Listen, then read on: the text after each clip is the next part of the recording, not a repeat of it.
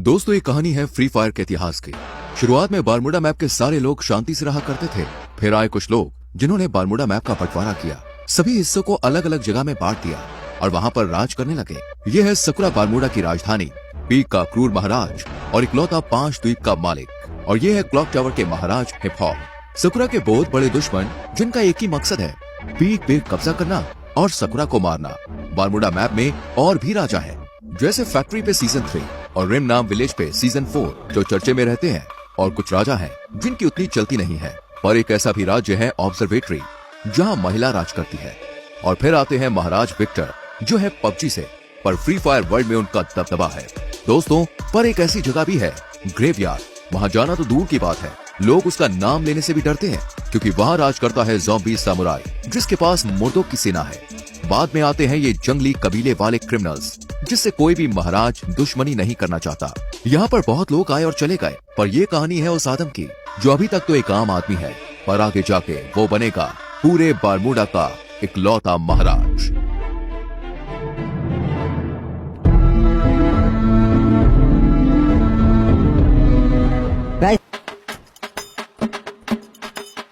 चलो अब और कुछ काम नहीं है, अब बाहर चलता हूँ। चाचा जी मैं बैठक पे जा रहा हूँ महाराज की, शाम तक लौट आऊंगा, ठीक है?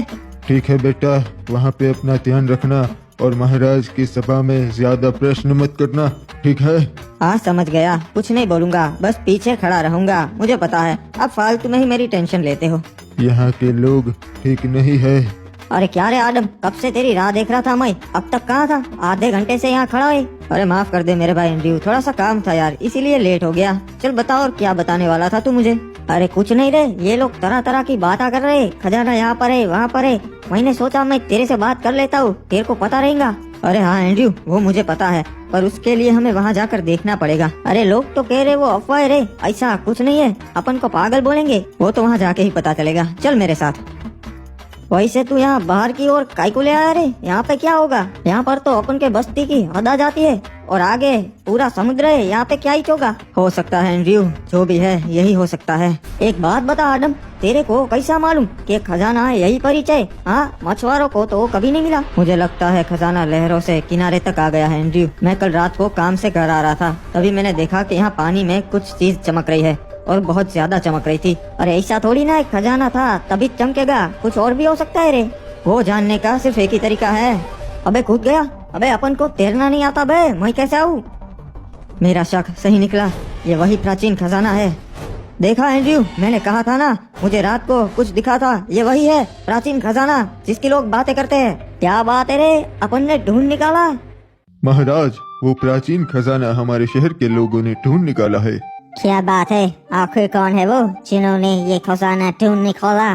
महाराज, ये खड़े इन्हीं दोनों लड़कों ने वो खजाना ढूंढ निकाला है। इनका नाम है आदम और एंड्रयू।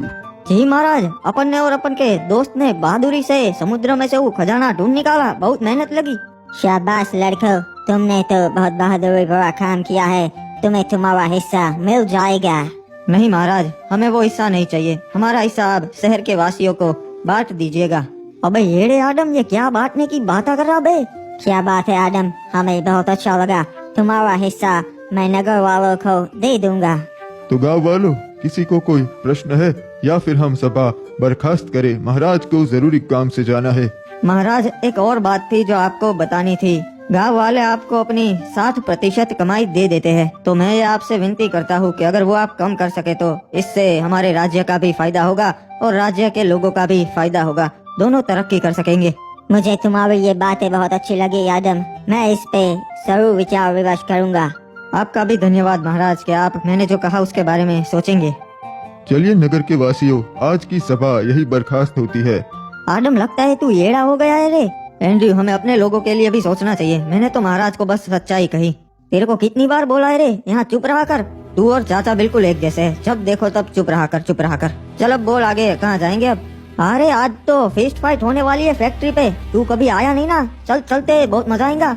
हाँ यार, सुना है वहाँ बहुत मजा आता है, चल चलते हैं, आज मैं भी देख ही लेता हूँ फिस्ट फाइट। हमें इस आदम का कुछ करना पड़ेगा, अपने बाप की तरह ये भी अब हमारे काम में टांग अड़ाने लगा है।